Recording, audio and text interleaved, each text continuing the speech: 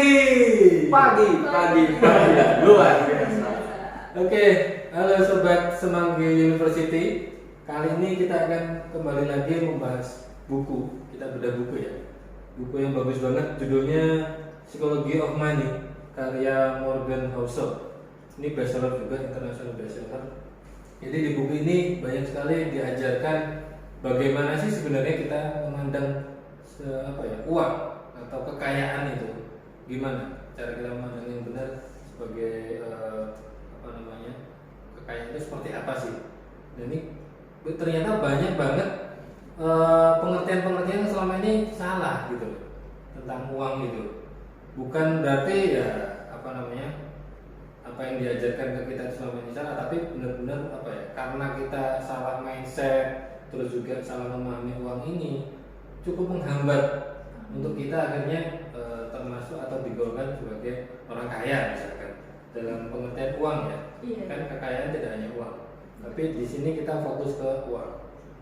Nah, kita akan coba bahas di bab 9 dan 10 ya. Di bab 9 terkait kekayaan adalah apa yang Anda tidak lihat. Ini menarik banget pernyataannya. Jadi di bab 9 ada pernyataan yang cukup menarik. Kekayaan adalah apa yang Anda tidak belanjakan. Wah, ini gimana ya maksudnya? Kalau menurut Mbak Cynthia dan Mas Eka gimana? Oke.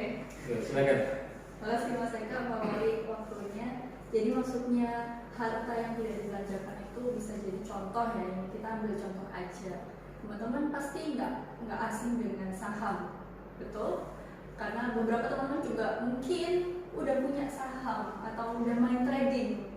Nah, kalau teman-teman punya saham, otomatis saham itu kan nggak dibelanjakan secara nih saham saya terus kalian belanjain permen atau sayur mayur di pasar, kan nggak begitu.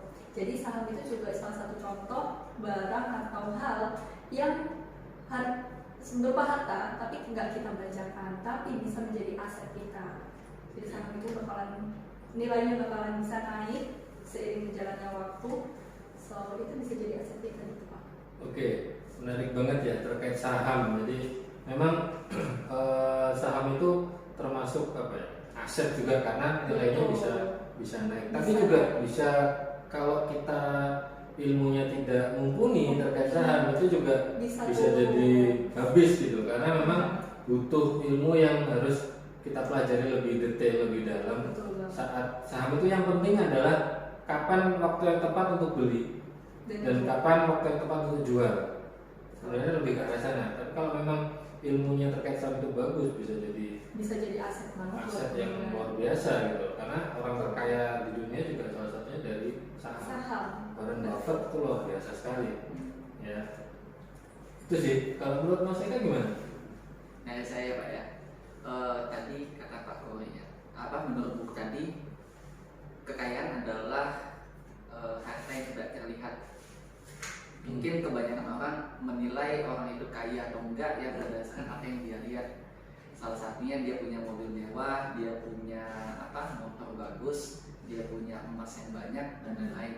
Tapi kalau kita pikirkan lagi, harta adalah kekayaan tidak terlihat, yaitu mungkin lebih ke cara kita pengelolaan harta kita Pak. Bisa dibilang salah satunya dengan cara menabung ya, cara menabung.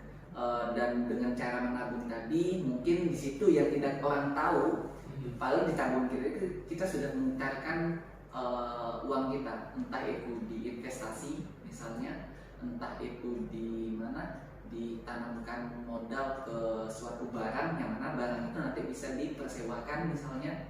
Nah, itu kan yang tidak orang tahu ya kan, yang tidak orang lihat secara langsung, tapi adalah harta yang tidak terlihat, harta tidak terlihat tapi bisa mendatangkan keuntungan ya, keuntungan yang lebih lagi gitu dengan cara mengelola harta yang tersimpan tadi gitu Pak.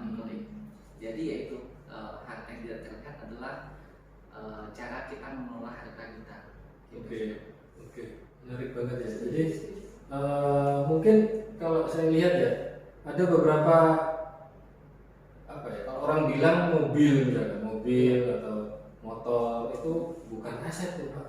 karena itu nilainya akan turun terus nih tiap tahun. Iya. Tapi ternyata setelah saya lihat-lihat juga dan juga ada banyak sharing dengan rekan, ternyata banyak mobil itu bisa jadi aset kalau kita bisa mengelolanya. Iya. Kayak contoh di Jakarta itu sudah umum sekali, misalkan mobil-mobil disewakan ke perusahaan, kayak contoh di bank. Jadi ternyata bank-bank di Jakarta tuh banyak yang sewa mobilnya. Mobil perusahaan itu Mobil perusahaan sewa, bukan beli sendiri. Jadi mereka kenapa kok sewa, nggak beli sendiri? Karena lebih murah kosnya. Iya. Perusahaan jadi nggak mikir servis mobilnya, nggak mikir pajak tahunannya gitu. Jadi hanya bayar sewa tok selesai gitu. Nah itu juga akhirnya jadi profit juga, jadi keuntungan juga buat kita, bisa jadi aset gitu ya. Iya. Mungkin kayak gitu mas ya. Iya, Menurut seperti saya. itu Pak Tuti. Luar biasa sekali. Apalagi yang mungkin kalau sebagian besar kita pahami, aset itu salah satunya adalah rumah, tanah kayak gitu ya. Itu juga bisa disewakan gitu. Berarti termasuk juga ya. termasuk juga itu bisa jadi aset kita, karena kan kita juga bisa mengelola rumah, tanah itu tadi, apalagi tanah sekarang kan banyak banget orang mengelolanya itu sebagai lahan parkir. Nah, Iya, betul. kayak Soto Cahar kekurangan lahan parkir itu harusnya bisa mengelola aset tanah orang. Iya, betul. Jadi memang sekarang juga tanah bahkan bukan dijual, tanah itu disewakan. Disewakan ya, dikelola sama mereka. Iya, jadi disewakan parkir. entah itu jadi tempat parkir atau tempat bermain tuh kan banyak tuh Betul. tempat bermain anak tuh, Iya. tanahnya disewakan gitu aja gitu. Oke, luar biasa banget. Jadi memang banyak hal yang apa ya, kayak tadi disampaikan, kekayaan itu apa yang Anda tidak belanjakan, apa yang tidak terlihat. Karena memang kalau kita lihat di banyak contoh orang-orang kaya di dunia itu, bahkan atau di Indonesia aja deh, itu memang aset mereka luar biasa banyak di belakangnya itu yang tidak terlihat itu tadi gitu loh. Yang nggak di depan kamera. Jadi rumahnya ada berapa, bahkan ada satu pesohor di negeri ini yang levelnya sudah bukan punya rumah berapa tapi punya perumahan berapa, nah kayak gitu kan. Sudah beda lagi levelnya gitu. Nah contohnya seperti itu. Iya. Jadi memang kekayaan, benar banget kalau di buku ini disampaikan, kekayaan adalah apa yang Anda tidak belanjakan. Artinya berhubungan dengan tabungan Anda gitu. Tabungannya berapa atau ditabung di mana aja nih. Iya, banyak. Oke, menarik banget. Nah, kalau kita ngomong terkait tabungan ya, di buku ini juga ada pernyataan bagus. Sebenarnya menabung itu penting gak sih? Penting banget ternyata. Tapi banyak orang itu ternyata masih perlu diyakinkan loh untuk menabung. Karena ada tiga tipe orang ya terkait untuk menabung ini ya.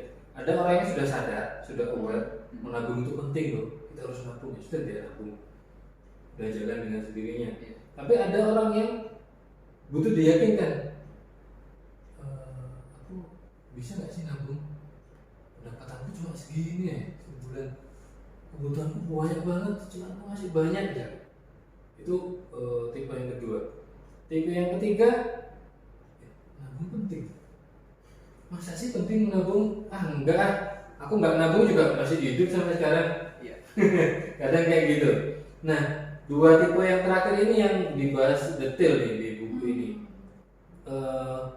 Sebenarnya nabung itu gimana? Penting nggak sih? Nah, jadi ternyata menabung ini apa ya? Bisa dibilang membangun kekayaan tidak banyak berhubungan dengan pendapatan.